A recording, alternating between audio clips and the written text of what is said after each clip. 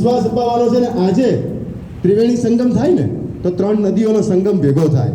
આજે ડૉક્ટર સાહેબ જ્યારે આપણા સમાજનું નેતૃત્વ કરતા હોય, ભારતીય જનતા પાર્ટીમાં ખેસ પહેરીને જોડાયા હોય, એવા સમયે આપણે બધાએ સમર્થન નહીં, વિશ્વાસ અપાવવાનો છે કે અમે લોકો એક વ્યક્તિ ઓછામાં ઓછા 100 લોકોને ફોન કરીશું અને કહીશું કે જ્યાં રહો છો ત્યાં ભારતીય જનતા પાર્ટીને વોટ આપો. અને એવા વિશ્વાસ સાથે દિનેશભાઈ મકવાણાને આ વિસ્તારમાંથી જંગી બહુમતીથી વિજય બનાવવા માટે એકવાર મારી સાથે સૌ હાથ ઉપર કરી, જેમને ભગવાને 2 હાથ ઉપર આપ્યા છે, હાથ ઉપર કરી અને ભગવાનને સોગંદ ખાઈને કહીએ છીએ કે જય જય શ્રી રામ, જય શ્રી રામ, જય જય શ્રી રામ, જય જય શ્રી રામ. જેમ અમોલભાઈએ કીધું કાર્યક્રમમાં સમય ઓછો છે, પણ મંચસ્થ મહાનુભાવોને મારી વિનંતી છે કે મહાજન કહીએ છીએ. અભિપ્રાય પત્ર દરેક વ્યક્તિએ બોક્સની અંદર મૂકી દેવું કે બોક્સ ટેક્સમાં રાખેલું છે એ બોક્સમાં મૂકવું.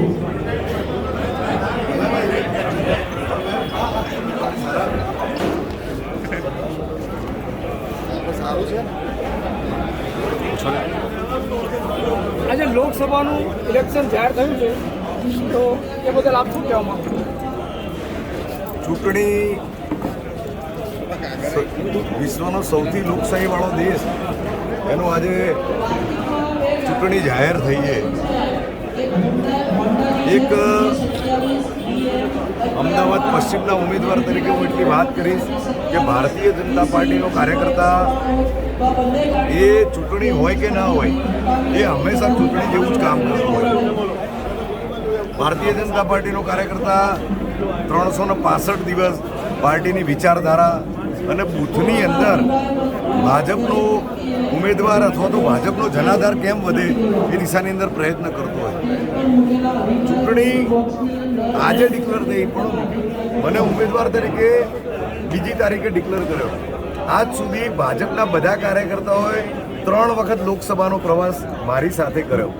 3જી તારીખે બધા મુખ્ય મંદિરોનો પ્રવાસ કર્યો. ત્યારબાદ શિવરાત્રિના દિવસે 10 મંદિરોનો પૂજા અર્ચનાનો કાર્યક્રમ કર્યો 7 વિધાનસભાની અંદર.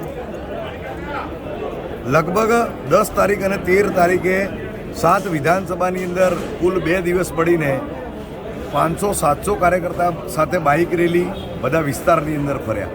કુલ મિલાકર આજે ચૂંટણી ડિક્લેર થઈ છે તો એટલું ચોક્કસ કહીશ કે ભાજપનો કાર્યકર્તા ચૂંટણી ના હોય તો પણ ચૂંટણી જેવું કામ કરતો હશે. આજે ચૂંટણીને 50 દિવસના 51 દિવસની વાર છે ત્યારે એટલું ચોક્કસ કહીશ કે ભાજપના કાર્યકર્તાની તાકાત ઉપર દેશના નરેન્દ્રભાઈના વિકાસના કામો, યશસ્વી નરેન્દ્રભાઈની જે વિચારધારા છે એને લઈને ભાજપનો કાર્યકર્તા ઉત્સુક છે.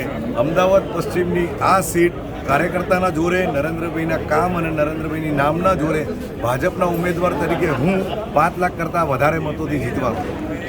અચ્છા, આપ લોકસભા ઇલેક્શનને લઈ આપ શું કહેવા માંગો છો?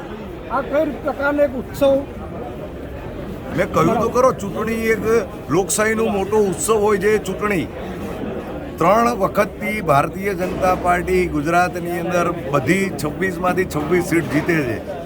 આ વખતે પણ નરેન્દ્રભાઈનું નામ, નરેન્દ્રભાઈનું કામ, 26માંથી 26 સીટ 5 લાખ કરતાં વધારે મતોથી ભાજપ જીતવાની છે.